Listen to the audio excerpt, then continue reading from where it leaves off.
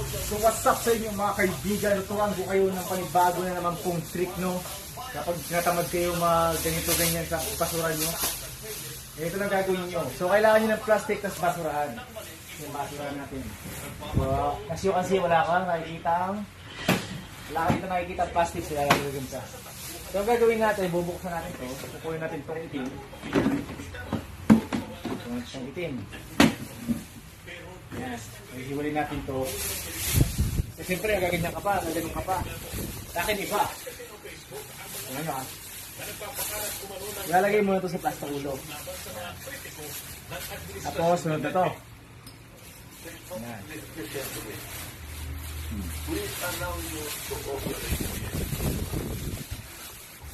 Diba, walang kahirap-hirap. Yan nyo, talang saktong-sakto pa. At hindi mo siya ilalagay. Wala.